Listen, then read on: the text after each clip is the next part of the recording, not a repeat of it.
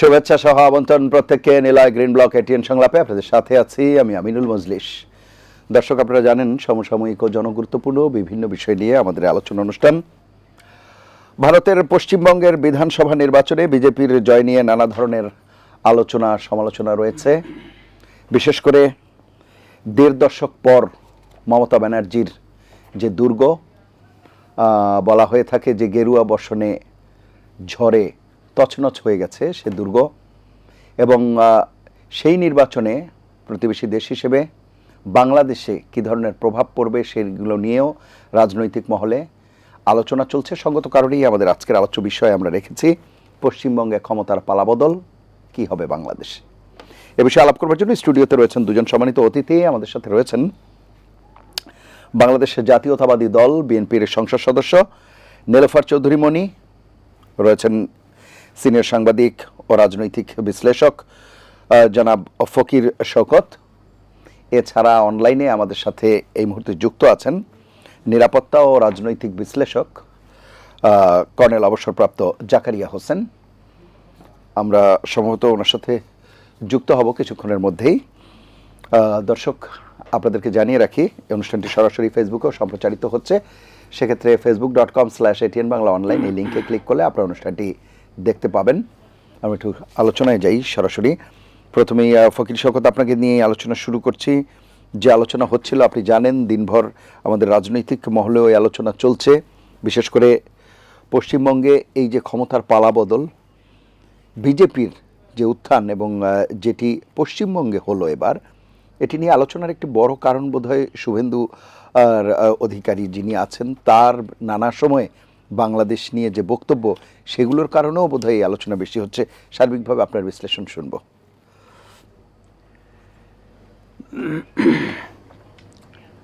বিজেপির যে উত্থান, এটা পশ্চিমবঙ্গে একটু দেরিতে হলেও এটা যে হতে পারে তার প্রেক্ষাপট কিন্তু এর আগেই তৈরি হয়েছে। আচ্ছা আচ্ছা, কিভাবে? গতবার বিজেপি লোকসভায় যথেষ্ট ভালো করেছিল, বিধানসভায় তারা একেবারে কম সিট পেয়েছে তা না, কিন্তু বিজেপি একটু একটু করে এগোচ্ছিল। মমতা সর্বশেষ চেষ্টা করছেন সেটাকে ঠেকায় রাখার, কিন্তু যেখানে কেন্দ্রীয় বাহিনী, নির্বাচন কমিশন, প্রধানমন্ত্রী, তারপরে অমিত শাহ মানে স্বরাষ্ট্রমন্ত্রী, টোটাল একটা ভারতবর্ষের যে টোটাল শক্তিটা, রাষ্ট্রীয় শক্তি যখন কাজ করে, তখন একটি রাজনৈতিক দল যে দলের ভেতর থেকে অনেকটা খেয়ে গেছে। আচ্ছা, বিশেষ করে নির্বাচনের আগে হুমায়ুন কবিরের মতো কিছু মানুষ যারা নিজেরা হঠাৎ বাবরি মসজিদ নির্মাণ করার নাম করে একটি দল গড়ে মমতার যে মুসলিম ভোটের যে দুর্গ, সেই দুর্গকে যে দুর্বল করে দিল, এবং আরও কিছু মুসলিম নেতৃত্ব যেভাবে মমতার পাশ থেকে সরে যে আলাদাভাবে মুসলমানদের স্বার্থ রক্ষার দায়িত্ব নিয়ে মাঠে ছিল, তাতে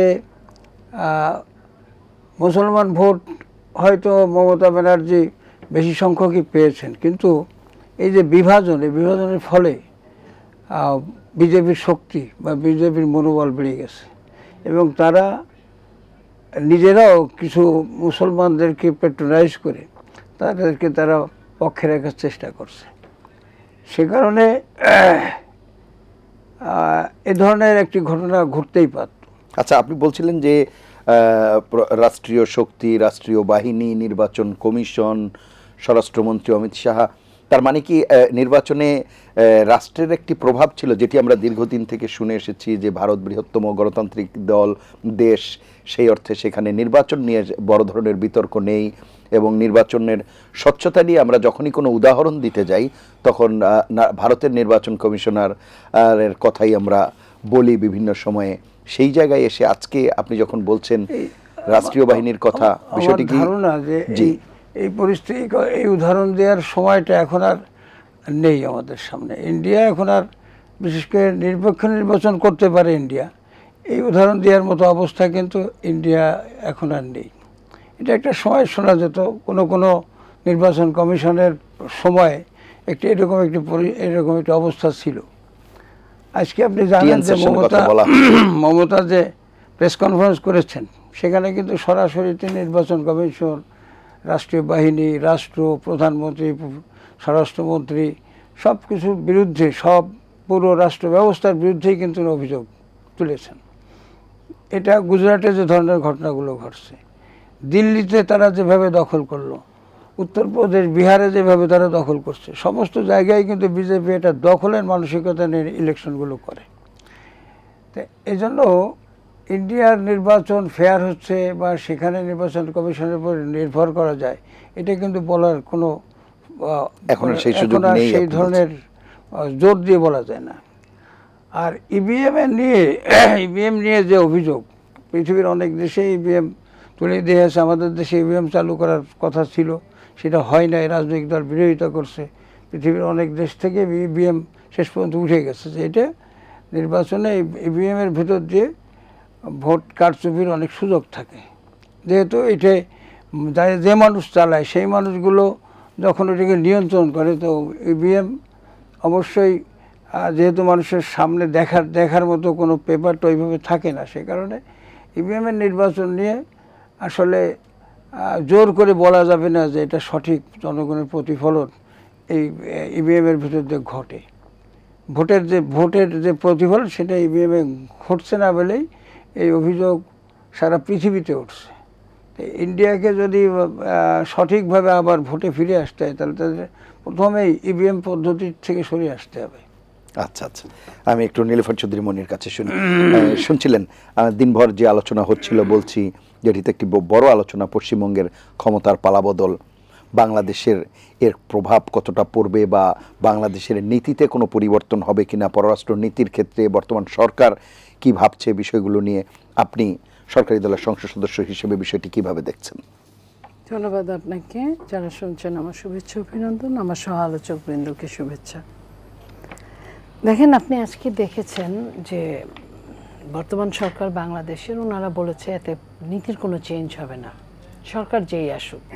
এটা রাষ্ট্রীয় নীতি, আমরা এটাই মনে করি যে আমরা পররাষ্ট্রনীতিতে সকলের সঙ্গে বন্ধুত্ব, কারোর সঙ্গে শত্রুতা না। তবে আমরা বলি বা না বলি, যেহেতু আমরা একটা ধর্মের মধ্যে দিয়ে যাই, আমাদের জার্নিটা ওখানেও তাই। আচ্ছা, সেইখানে আপনি নিশ্চয়ই দেখেছেন যে বিজেপি সরকার কয়েক বছর আগে থেকে মুসলিমদেরকে যে নিপীড়ন করছিল, তাদের লিস্ট করে ভোটার আইডি কার্ড সহ তাদেরকে ধরে তাদের পুশব্যাক করানোর যে ব্যবস্থাটা, আমাদের কিছুটা শঙ্কা ওই জায়গায় যে আবার পুশব্যাক না করায়। কারণ তার একটা ভীতিকর অবস্থা, তার একটা রাগ ক্ষোভ আছে যে মুসলিমরা তৃণমূলকে ভোট দিয়েছে, ভোট দেয় সব সময়, যেটা ভাই বললেন সেটাও ঠিক, যে কিছু ওখান থেকে সরিয়ে নিয়েছে বলেই মমতার ভিতটা কিন্তু নড়ে গিয়েছে, বাট তারপরেও কিন্তু মুসলিমরা বেশি ভোট দিয়েছে। আচ্ছা, এত কিছুর পরেও। তো এই রাগ জেদ থেকে হতে পারে কিছু। আর এই ঘটনা যদি ঘটে, তাহলে ধরেন বাংলাদেশের জন্য খুব কষ্টদায়ক, কারণ অনেক রোহিঙ্গা ইতিমধ্যে এসেছে, অনেক ভারত থেকে অনেক মানুষকে পুশব্যাক করেছে। তো এই জিনিসগুলোতে আমরা মনে করি, তারা যদিও বলেছেন যে তারাও নীতিতে অটল থাকবেন, কিছু হবে না, তো আমরা দেখতে চাই। এছাড়া আমাদের আসলে আমরা মনে করি যে যেমন ধরেন যে ভারতের সাথে আমাদের অনেক নিয়ে সমস্যা আছে, অনেক কিছু নিয়ে সমাধানও আছে। তাদের এটা সত্যি যে একটা মানুষ সব কিছু পরিবর্তন করতে পারে, তার মা বাবা এবং প্রতিবেশী পরিবর্তন করতে পারে না। সো আমরাও তাদেরকে পরিবর্তন করতে পারবো না। আমাদের চারদিকের মধ্যে 3 দিকই তারা বেষ্টনী করে রেখেছে। সেইখানে যেহেতু আমরা পরিবর্তন করতে পারবো না, আমাদের এই নিয়ে চলতে হবে। আমাদের অবস্থাটাও আমাদের বুঝতে হবে, যে যেমন ধরেন যে এই যে বর্ডার কিলিং যত ছিল, এখনো আছে, নাই যে তা না, হয়েছে এই সরকারের আমলেও বা ইন্ট্রিমের সময়ও, কিন্তু তুলনামূলক ইন্ট্রিমের সময় যাই হোক, এখন তুলনামূলক একটু কম। যদি এটা আরও কমায় আনা যায়, 0-তে আনা যায়, তো তাহলে আমরা মনে করব যে আমাদের একটা জায়গা, দেখেন আমাদের সঙ্গে সম্পর্ক তারা ভালো রাখতে চায়, কিন্তু বর্ডার কিলিংটা কিন্তু তারা ছাড়ে না। সম্পর্ক ভালো রাখতে চায়, তারা কিন্তু আমাদের দেশে ঢুকছে, বের হচ্ছে, সমস্যা নাই। তো আমাদের মানুষগুলো ওইখানে খেতে জমিতে কাজ করতে গিয়ে তো পাখির মতো গুলিতে মারা যায়। তারা বলছে মাদক আনা নেওয়া করছে। তারা বলছে মাদক আনা নেওয়া। আসলে কিন্তু মাদকদেরকে খুব কম, আমি দেখি নাই যে কোনো মাদক ব্যবসায়ী কখনো ক্রস ফায়ারের শিকার হয়েছে, ফায়ারের শিকার হয়েছে। বেশিরভাগ এখানে গরুর ব্যবসায়ীরা, যাদের কাছে বেশ পয়সা থাকে তারা, এবং যারা নিরীহ, ফালানির মতো নিরীহ, এবং যারা এই বর্ডার এরিয়ায় ফসলি জমি আবাদ করে, এই টাইপের, ঘাস কাটতে গিয়েছে, ধান কাটতে গিয়েছে, ধানে পানি দিতে গিয়েছে, তখন এই ঘটনাগুলো ঘটে। তো এই জায়গাতে আমরা সেটাই পারি না। আর এখন এত বছরের সাধনা বিজেপি যদি আসতে পারে, তো এখনো বলা যায় না, যদি আসতে পারে তাহলে আপনার বাংলাদেশের সাথে সম্পর্কটা যদি বুদ্ধিমান হয়, যেমন ধরেন যে এখন তো একটা লেভেলে আসছে, ইন্টারিম সরকারের সময়ের থেকে আমরা তেলের সমস্যায় ভুগলাম মাঝখানে, যতটুকুই হোক, কম হোক বেশি হোক, দিয়েছে তো, এবং আবার আগের মতো ভিসা নীতিগুলো ঠিক হচ্ছে। তো সেই হিসেবে যদি তারা চিন্তা করে যে রাষ্ট্র টু রাষ্ট্র, ছোট হোক বড় হোক, রাষ্ট্র টু রাষ্ট্র, তাহলে হয়তো করবে না। এবং বাংলাদেশেরও যারা কূটনীতিবিদ আছে তাদেরও ওই অবস্থানটা ধরে রাখতে হবে, চেষ্টা করতে হবে। যেহেতু বিএনপি সরকার এটা বলেছে, তো বিএনপি সরকার আমার মনে হয় যে সর্বোচ্চ দিয়েই চেষ্টা করবে। এবং তার অতীতে কিন্তু এই রেকর্ডই আছে যে শহীদ প্রেসিডেন্ট জিয়াউর রহমান এবং দেশনেত্রী বেগম খালেদা জিয়ার সময় যে সকলের সঙ্গে বন্ধুত্ব করা, কারোর সাথে শত্রুতা না। জি, কিন্তু সেই বন্ধুত্ব করার নিজেদের মানে স্বার্থ জলাঞ্জলি দিয়ে কিনা, সেটিও তো সবচেয়ে বড় প্রশ্ন। এবং আপনি যেটি যথার্থই বলছিলেন যে কূটনৈতিক যারা রয়েছেন তাদের দক্ষতা দিয়ে আসলে সম্পর্ককে উন্নয়ন করে রাখতে হবে, এবং একটি সমসাময়িক মানে একটি লেভেল যাতে থাকে সবার মধ্যে, সেই ভারসাম্য রক্ষা করা। আমি আসবো আপনার কাছে, একটা বিরতি নিয়ে আসতে হবে। প্রিয় দর্শক, নিলয় গ্রিন ব্লক এটিএন সংলাপে পর্যায়ে নিচ্ছি বিরতি, থাকুন আমাদের সঙ্গে।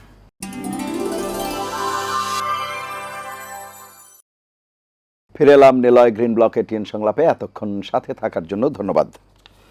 জনাব ফকির শওকত, আমরা যে বিষয়টা আলাপ করছিলাম, নীলুফার চৌধুরী মনি বলছিলেন যে পুশব্যাক সহ নানাবিধ আশঙ্কা রয়েছে, এবং আপনি বলছিলেন যে বিগত সময়ে বিজেপির যে কর্মকাণ্ড এবং আমাদের দেশের সাধারণ মানুষের এবং অপর অনেক রাজনৈতিক দলেরও এই আশঙ্কা রয়েছে, যে জন্য সেটি হচ্ছে যে অন্তর্বর্তী সরকারের আগে বিগত যে 17 বছরের শাসন ছিল, সেই সরকারের সাথে বিজেপি সরকারের যে সখ্যতা বা তাদেরকে বিভিন্ন বিষয়ে যে অকুণ্ঠ সমর্থন, তারপরে অন্তর্বর্তী সরকার এবং এখনকার নির্বাচিত সরকার দুয়ে মিলে সেই সম্পর্ক সেই জায়গায় থাকবে কিনা, বা সম্পর্কের টানাপোড়েন, এবং এখনও সেই পতিত সরকারের প্রধানমন্ত্রী থেকে শুরু করে সবাই যখন সেই দেশেই অবস্থান করছে, এই বিষয়গুলো আসলে বাস্তবতার ভিত্তিতে যদি চিন্তা করা হয় তাহলে সম্পর্কটি কেমন হবে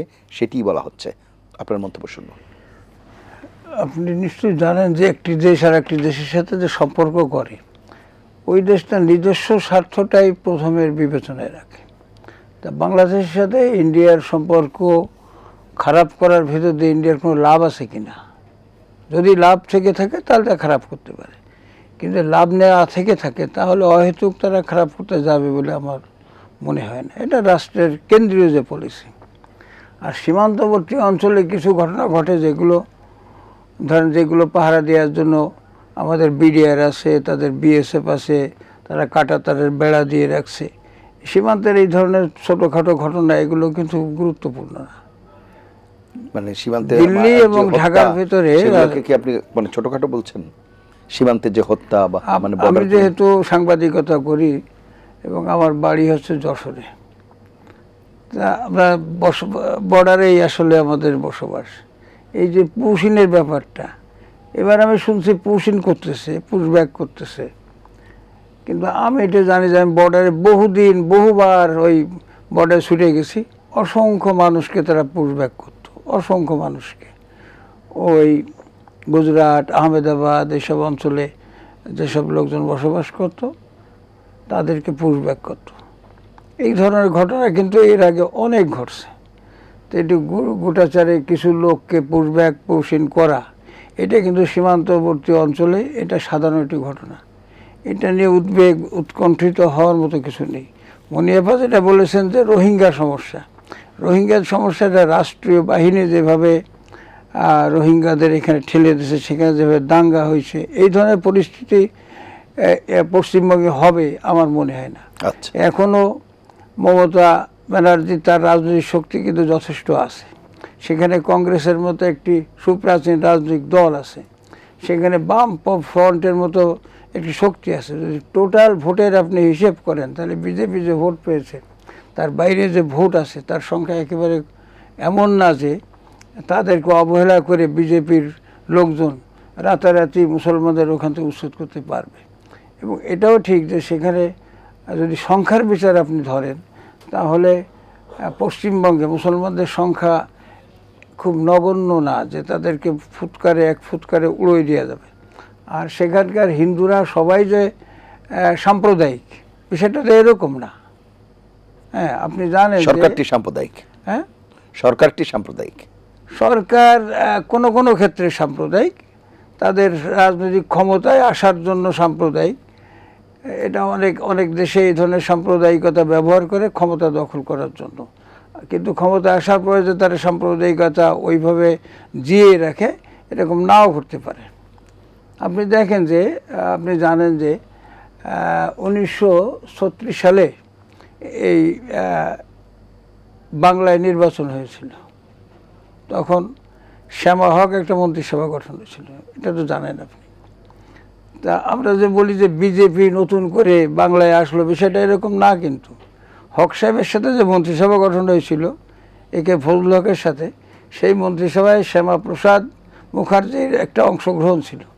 তারপরে তখনও কিন্তু সাম্প্রদায়িকভাবে কৃষক প্রজা পার্টির মতো পার্টির সাথে একটি সাম্প্রদায়িক পার্টির কিন্তু মন্ত্রিসভা গঠন হয়েছিল।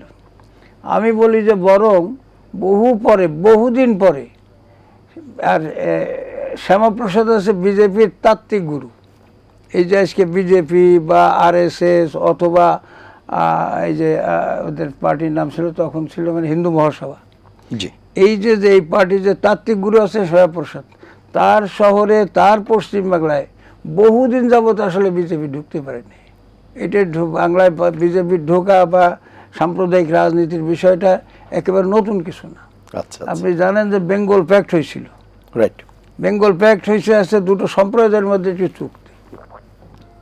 এবং আপনি এও জানেন যে 1940 সালে যখন একে ফজলুল হক লাহোর যে প্রস্তাব দিয়ে আসলেন, লাহোর প্রস্তাব, যেটা ঐতিহাসিক লাহোর প্রস্তাব হিসেবে খ্যাত, কেউ কেউ বলে পাকিস্তান প্রস্তাব। তা সেখানে উনি যে কথা বলছিলেন যে মুসলিম প্রধান অঞ্চল নিয়ে পাকিস্তান গঠন, এই প্রস্তাবটার ভেতরেও কিন্তু একটা সাম্প্রদায়িকতা আছে।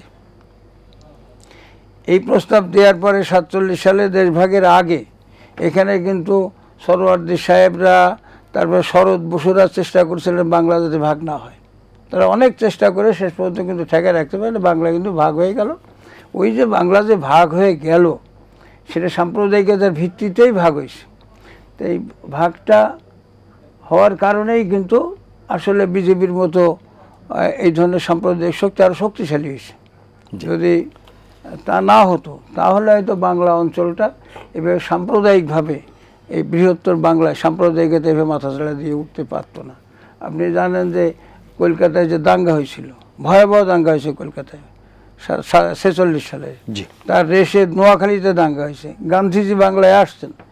তা বাংলা অঞ্চলে এই সাম্প্রদায়িকতা কিন্তু ওই দেশভাগের আগেই কিন্তু এই সাম্প্রদায়িকতা করা হয়েছে, যার পিছনে শ্যামাপ্রসাদ বা এই জাতীয় অনেক মুসলিমের দায়ী আছে, এটা অস্বীকার করা যাবে না।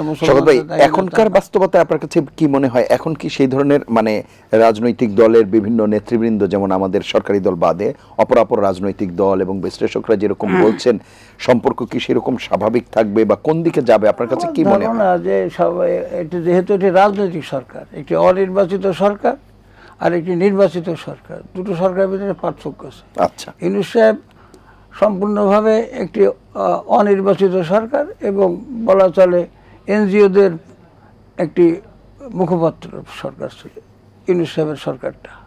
মোটামুটি, যাদের সাথে জনগণের কোনো সম্পর্ক ওইভাবে আসলে ছিল না। কিন্তু সময়ের প্রয়োজনীয়তার তো সেটিও দরকার ছিল। বা আমি ব্যক্তিগতভাবে অনির্বাচিত কোনো ধরনের সরকারই আমি কখনো পছন্দ করি না।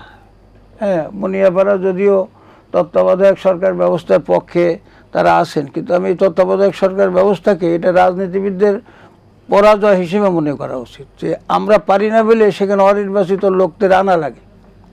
এই যে রাজনৈতিক নেতারা যখন মুখ দিয়ে বলেন যে একটি তত্ত্বাবধায়ক সরকার লাগবে, অর্থাৎ তাদের অক্ষমতা তারা প্রকাশ করছেন। এই ধরনের কথা বলা, এই ধরনের না, 24-এর যে গণঅভ্যুত্থান হয়েছে তারপরে করণীয় কি ছিল? রাজনৈতিক দলগুলো ক্ষমতা নিতে পারতো, মানে সবার ঐক্যমতের ভিত্তিতে। আপনার কাছে কি মনে হয়? এই ঘটনাটা, এই প্রশ্নগুলো কিন্তু খুব গুরুত্বপূর্ণ প্রশ্ন। যেমন স্বাধীনতা যুদ্ধের পরে অনেকেই দাবি ছিল যে আওয়ামী লীগ একা মন্ত্রিসভা বা সরকার গঠন না করে আর যে সমস্ত দলগুলো মুক্তিযুদ্ধে অংশ নিয়েছিল তাদেরকে নিয়ে একটি জাতীয় সরকার করতে পারত। হ্যাঁ, কিন্তু তারা তা করে নাই। আবার এখানে বিএনপি অরাজনৈতিক কোনো মানে অনির্বাচিতভাবে ক্ষমতায় যেতে চায়নি বলে কিন্তু ঘটনা বিএনপির কাছে সম্ভবত প্রস্তাব ছিল যে তারা সরকার গঠন করুক, কিন্তু বিএনপি অনির্বাচিত হয়ে এটি সরকার গঠন করবে এই দায়িত্ব বিএনপি নিতে চায়নি। তাহলে যেটা ঘটছে সেটা উচিত ছিল কি, যে 3 মাসের ভিতরে সংবিধানের ভিত্তিতে 3 মাসের মধ্যে একটি নির্বাচন দিয়ে দেওয়া, যেটা মির্জা ফখরুল সাহেব সঙ্গে সঙ্গে দাবি করছিলেন যে নির্বাচনটা সাংবিধানিক ভিত্তিতে 3 মাসের ভিতরে দেওয়া হোক। দেখেন আপনি নেপালে কিন্তু এই ধরনের একটি ঘটনা ঘটছে। শওকত ভাই, আলোচনা আমাদের অন্যদিকে যাচ্ছে, আমরা আবারও এইসব নিয়ে আলোচনা করব। আমি একটু শুনে আসি মনিয়াপার কাছে। মনিয়াপা, যেটি আমি বলছিলাম যে রাজনৈতিক দলগুলোর এক ধরনের বিষয় থাকে আমাদের রাজনীতিতে সবসময়, যে একটা ভারত বিরোধিতা, এবং এটি যখন আওয়ামী লীগ সরকার ক্ষমতায় ছিল তখনও দেখা গেছে বিভিন্ন জায়গা থেকে ভারত বিরোধিতা, এবং এটা একটি জনপ্রিয় সেন্টিমেন্টও বলা যায়। তো সেই জায়গায় এখনও আপনাদের ব্যাপারে কেউ কেউ বলছে যে ভারতের সাথে অতিমাত্রায় যোগাযোগ কি আপনাদেরকে দেশের স্বার্থ বিনষ্ট করবে কিনা, এই ধরনের কথাবার্তা বিরোধী মহল থেকে অনেকেই বলবার চেষ্টা করছে বা বলছে। এবং পশ্চিমবঙ্গে যখন বিজেপির উত্থান, তখন আবার সেই ধারণা বা সেই আলোচনা আরও জোরে সোরে হচ্ছে। আপনার কাছে কি মনে হয় বিষয়টি? দেখেন, এটা হচ্ছে বাংলাদেশে এটা একটা মিথের মতো হয়ে গেছে। এটা জনগণের হৃদয়ের মধ্যে গ্রথিত হয়ে গেছে যে ভারত তাদেরকে অপছন্দ করে। আচ্ছা। আর বাংলাদেশের মানুষের, বাংলাদেশিদের আমাদের আবেগটা খুব বেশি।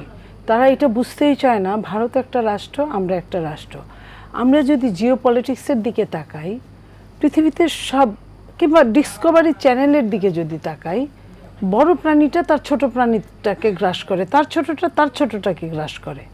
এটা কিন্তু বেসিক। তো বেসিকে ভারত একটা বড় দেশ, তার আমাদের সঙ্গে বড় দাদা ছোট দাদা হলে খুবই ভালো হতো না তা না, কিন্তু তাদের ওই 1 ফোঁটা শিশির বিন্দুও তাদের চাই, ওই সাদ্দামের বেহেশতের মতো শেষ নাকফুলটাও তাদের চাই। যদি এটা না করতো, এটা যদি না করতো, যদি পাশে দাঁড়াতো, যেটা ধরেন 71-এ তারা পাশে দাঁড়িয়েছিল, কিন্তু বাংলাদেশের মানুষ যখন চুলচেরা হিসাব করলো, যখন এই দেশ থেকে অস্ত্র টস্ত্র অনেক কিছু লুট হয়ে গেল, এবং 74-এর যে দুর্ভিক্ষটা, এটা একটা পাতানো খেলা। আমি বই পুস্তক পড়ে, আমরা তো তখন ওইটা বুঝতাম না। তো এই যে পাতানো খেলাটা, ভারত যদি এই কাজগুলো না করতো, তাহলে বাংলাদেশের মানুষের হৃদয়ে জল করে থাকতো। কারণ বাংলাদেশের মানুষ কিন্তু, কর্নেল জাকারিয়া আমাদের সাথে যুক্ত হয়েছেন, আমি এটা লাইন শেষ করি, পাকিস্তান পন্থী না, পাকিস্তানকে ওইভাবে, পাকিস্তান যে আমাদের শত্রুতা করেছে এটা কি বাংলাদেশের মানুষ বুঝে জানে? তাহলে ভারতকে অপছন্দ করার তো কোনো কারণ নাই।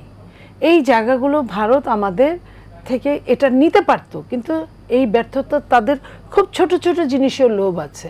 এই লোভটা যদি তারা বিসর্জন দিতে পারতো, সরকারের সঙ্গে সরকারের বন্ধুত্ব, জনগণের সঙ্গে জনগণেরও বন্ধুত্ব হতে পারতো। কারণ 2 দেশ, পৃথিবীতে আপনি ইউরোপিয়ান কান্ট্রিতে যান, দেখবেন এক দেশের পুলিশ আরেক দেশে এসে ডিউটি করছে, এক দেশের গাড়ি আরেক দেশে এসে ডিউটি করছে, কোনো গাড়ির জন্য আলাদা টোল নিতে হচ্ছে না, কিছুই দিতে হচ্ছে না।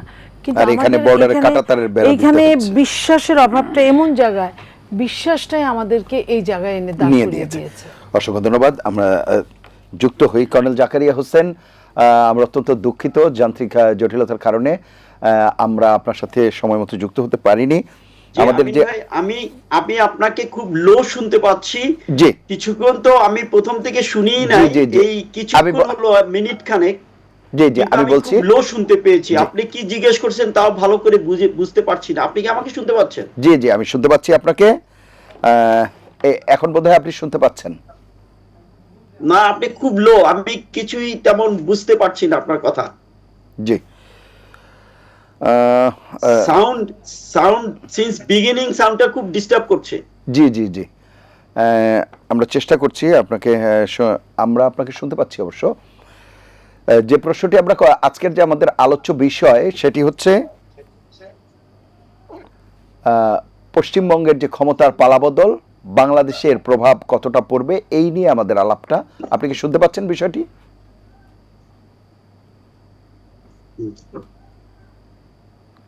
কর্নেল জি, জাকারিয়া। আমি ইনফ্যাক্ট তেমন কিছুই শুনতে আচ্ছা পাইনি। যতটুকু বুঝতে পেরেছি, আপনার টপিকটা ছিল আজকে যে কলকাতার মানে পশ্চিমবঙ্গের যে নির্বাচনে পালাবদল ক্ষমতার, সেটা বাংলাদেশের কি ইম্প্যাক্ট, জি এই ব্যাপারে আলোচনা হচ্ছে। তো আমি প্রথমে শুরু করছি। বিসমিল্লাহির রহমানির রহিম। আপনাকে ধন্যবাদ আমাকে আমন্ত্রণ জানানোর জন্য। বিজ্ঞ আলোচক বৃন্দ যারা রয়েছেন তাদেরকেও ধন্যবাদ জানাচ্ছি। শুরুতে আমি আহ, আহ, আমাদের সদ্য সংসদ সদস্য হিসেবে সংরক্ষিত আসনে নির্বাচিত সংসদ সদস্যকে আমি অভিনন্দন জানাচ্ছি। কিন্তু সেই সাথে আমি কিছুদিন আগে তার জাকাতকে চাঁদাবাজির সাথে তুলনা করে যে বক্তব্যটা এসছে, এই জন্য আমি নিন্দা জ্ঞাপন করছি। আহ, আমি আপনার সাবজেক্টে ফিরে যাচ্ছি। আম, আসলে পশ্চিম বাংলা বা পশ্চিমবঙ্গ কিন্তু ইন্ডিয়ার একটি প্রদেশ, অন্যান্য প্রদেশ কিন্তু যেহেতু বাংলাদেশের সাথে তার বর্ডারিং এরিয়া, এই জন্য ডেফিনেটলি আমাদের কিছু ব্যাপারে আমাদের শঙ্কা রয়েছে। তবে সার্বিকভাবে আমি মনে করি যে 15 বছর পরে যে ক্ষমতার যে পালা বদল হলো, তৃণমূল ক্ষমতা থেকে চলে গেল, এখন বিজেপি ক্ষমতায় আসছে, সেটা একটা স্বাভাবিক প্রক্রিয়া হিসেবে আমি মনে করছি। একটি দল সবসময় সরকারে থাকবে তা তো হতে পারে না, এটা স্বাভাবিক পরিবর্তন আসবে। কিন্তু সেই পরিবর্তনে কিন্তু অলরেডি মমতা মুখার্জি ব্যানার্জি উনি অবশ্যই বলেছেন যে এই নির্বাচনে আহ, আম, একটি ম্যানেজমেন্ট ছিল ভিতরে। উনি এই প্রশ্নটা তুলেছেন, এটা কতখানি এটা আহ, আসলে ঘটনা রয়েছে সেটা আমরা এখন পর্যন্ত আহ, আমরা সুনির্দিষ্ট করে কিছু বলতে পারছি না। তো সেটা পার্টটা বাদ দিয়ে আমরা যদি এইটা মেনে নেই যে ক্ষমতার যে পরিবর্তন হয়েছে, সেটা অবশ্যই শঙ্কা রয়েছে। নীলুফার চৌধুরী উনি অলরেডি বলেছেন যে আমাদের তো শঙ্কা থেকেই যায়, কারণ বিজেপি যে ক্ষমতায় রয়েছে, আমরা ইন্ডিয়ার অন্যান্য স্টেটে যে মুসলিমদের উপরে যে অত্যাচার নিপীড়ন আমরা যা দেখতে পাচ্ছি, বিভিন্ন জায়গায় যেসব ঘটনা ঘটছে, সেটা বিজেপি সেখানে অবশ্যই তাদের কর্মী তারা করতে পারেনি, কন্ট্রোলে রাখতে পারেনি। তারা যেসব কার্যকলাপ করেছে বিভিন্ন জায়গায় মুসলিমদের উপরে, মসজিদে নামাজ পড়তে দিচ্ছে না, মসজিদ নামাজরত অবস্থায় সাপ ছেড়ে দিচ্ছে, ইত্যাদি বিভিন্ন ঘটনা ঘটেছে। মানুষকে পিটিয়ে মেরেছে গরু রাখার কারণে, গরু জবাই করার কারণে, ইত্যাদি ইত্যাদি অনেক ঘটনা আমরা জানি। তো সেই আঙ্গিকে আমরা যদি বলতে চাই, অবশ্যই কলকাতার মুসলিমদের উপরে ইতিমধ্যে আমরা কিছু দেখেছি, তাদের কিছু ভ্যান্ডালিজম হয়েছে।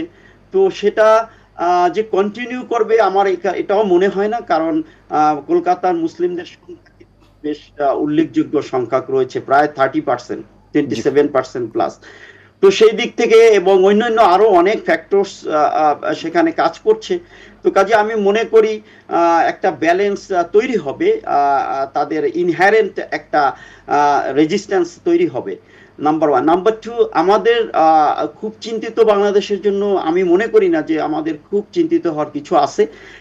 কারণ একটা জিনিস যেমন আমাদের সাথে ইন্ডিয়ার যে সম্পর্ক, বিশেষ করে এই নতুন সরকার আসার পরে, 5ই আগস্টের পরে ডেফিনেটলি ইন্ডিয়াকে দিল্লিকে অবশ্যই পজিটিভ রোল প্লে করতে হবে ডিপ্লোমেসিতে। যদি পজিটিভ রোল প্লে না করে, অতীত থেকে যদি দিল্লি শিক্ষা না নেয়, তাহলে কিন্তু সে আবারও ভুল করবে, এবং সেটা অবশ্যই তাকে ইতিমধ্যে অনেক মাসুল দিতে হয়েছে। কারণ আমাদের দেশে যে এই 20 কোটি লোকের যে বাজারটা রয়েছে, যেটা ইন্ডিয়া বিভিন্নভাবে তারা বেনিফিটেড হচ্ছে, সেখানে কিন্তু তারা কিন্তু অবশ্যই কোনো না কোনোভাবে তাদের অনেক দিক থেকে তারা ক্ষতিগ্রস্ত হয়েছে, এবং ভবিষ্যতেও তাই হবে। কাজেই যদি একটা পজিটিভ দিক, যেমন নেগেটিভ দিক রয়েছে, যে পুশিনের কথা, যেটা অলরেডি সরকারের পক্ষ থেকে পররাষ্ট্রমন্ত্রী উনি অলরেডি বলেছেন যে আমরা পাল্টা ব্যবস্থা করব, এটা আমি সাধুবাদ জানাই, এটা ভালো একটা স্টেটমেন্ট দিয়েছেন, এবং আমাদের জনগণ কিন্তু এই ধরনের স্টেটমেন্টই আশা করে সরকারের কাছ থেকে। তো এটা আমি অবশ্যই সাধুবাদ জানাই।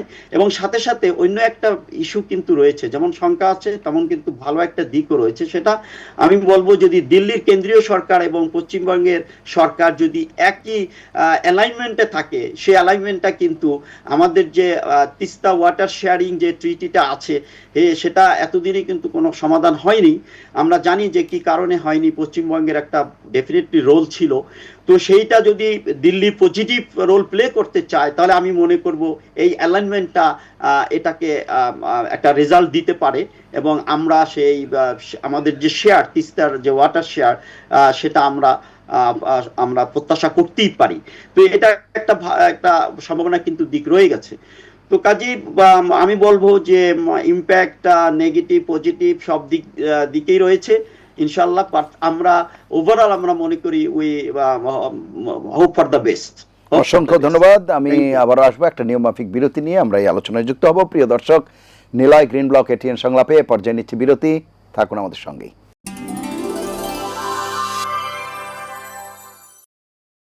ফিরে এলাম নিলয় গ্রিন ব্লক এটিএন সংলাপে। এতক্ষণ সাথে থাকার জন্য ধন্যবাদ। নীলুফার চৌধুরী মনি, আপনার কাছে যাব।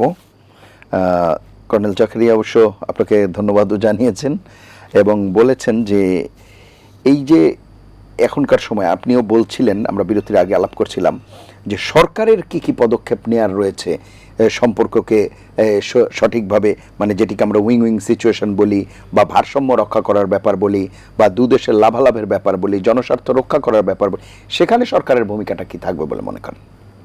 ধন্যবাদ। কর্নেল জাকারিয়া একটা কথা বলেছেন যে আমি চাঁদাবাজ বলেছি, তার চেয়ে মানে জাকাতের চেয়ে চাঁদাবাজ উত্তম, এই ধরনের কিছু বলেছি। আমার মনে হয় যে শিক্ষিত মানুষগুলো যখন সম্পূর্ণ না দেখে একটা লাইন, 3টা শব্দের একটা সমাহারকে নিয়ে যখন কথা বলে, এবং তারা বিভিন্ন বটবাহিনী লেলিয়ে দেয়, এটা যে কত জঘন্য অপরাধ তারা বোধহয় জানে না। আমি বলেছি চাঁদাবাজ অবশ্যই অপরাধ, একটা কাজ, এবং শাস্তিযোগ্য অপরাধ। শাস্তির পরে তো একটা মানুষ, আপনি শাস্তি পেলেন, তারপরে তো কিউর হবেন।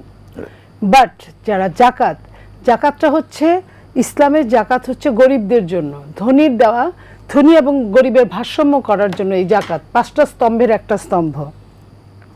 কিন্তু যখন একটা দলের A to Z সেই জাকাতের উপর চলে, সেই জাকাতটা খায়, সেটা কি তার জন্য ইলিগাল না? সেটা তো লিগ্যাল হতে পারে না। ধনীর জন্য তো জাকাত লিগ্যাল না। আমি সেই কথাটা বোঝাতে চেয়েছি। সেই জাকাতের টাকায় তারা চলে, তাদের বেতন হয়, তাদের ব্যাংক হয়, তাদের হাসপাতাল হয়, তাদের বিভিন্ন জিনিস হয়।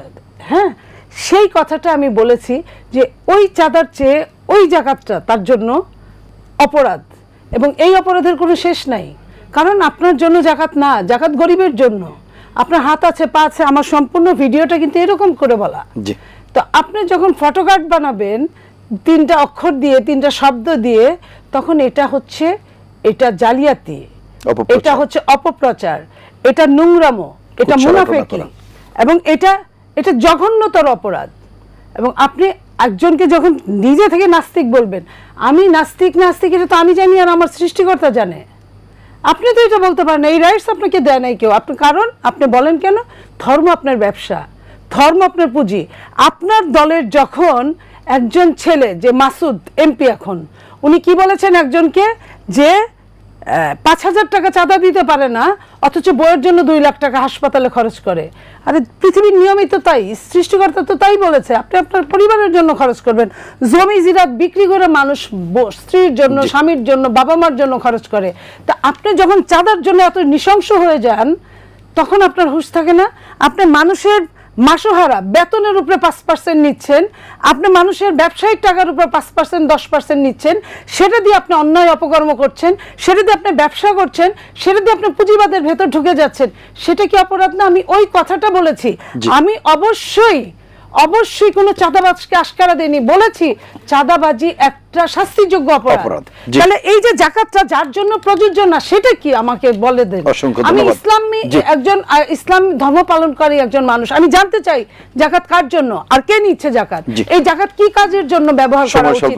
আমরা এই আলোচনা আর এগিয়ে নিতে পারছি না। জাকারিয়া হোসেন, আমরা অনুষ্ঠান শেষ করব আপনার বক্তব্য দিয়ে। 1 মিনিট যদি কিছু যুক্ত করেন, যেহেতু সময়ের স্বল্পতার জন্য আমরা আর এগিয়ে নিতে পারলাম না অনুষ্ঠানটা।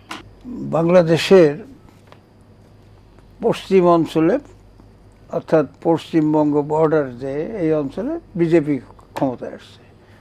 আমরা সবাই জানি যে আসামেও বিজেপি পাওয়ারে, ত্রিপুরায় বিজেপি পাওয়ারে, বার্মার যে সীমান্ত অঞ্চলটা যেখানে, সেখানে হচ্ছে রোহিঙ্গাদের বা বার্মার সেনাবাহিনী বা তাদের আমাদের বিরুদ্ধে একটা শক্তি সেখানেও। অর্থাৎ হিসেব মতো দেখা যায় যে বাংলাদেশের চারিপাশেই কিন্তু একটা বৈরী রাজনৈতিক আবহাওয়া বিরাজমান। তা আমাদের সরকারের দায়িত্ব আমি মনে করি যে প্রতিবেশীর সাথে বৈরিতা কিভাবে নিরসন করা যায়, তারা করবে কি করবে না সেদিক তাকায় না থেকে আমাদেরও কিছু পদক্ষেপ আছে। আমি আশা করব যে তারেক রহমানের নেতৃত্বে আজকে তরুণদের যে সরকার, আজকে বাংলাদেশের মানুষ যে ভূমিধস বিজয় যে সরকারকে দিয়েছে, সে সরকার সাহসের সাথে তার প্রতিবেশীর সাথে সম্পর্ক উন্নয়ন ঘটাবে। আমাদের অবশ্যই যেন এমন না হয়। আপনি একটা জিনিস খেয়াল করেন যে 1971 সালের পরে ভারত থেকে একজন মানুষও কিন্তু বাংলাদেশে আসে নাই, একজন মানুষও আসে নাই।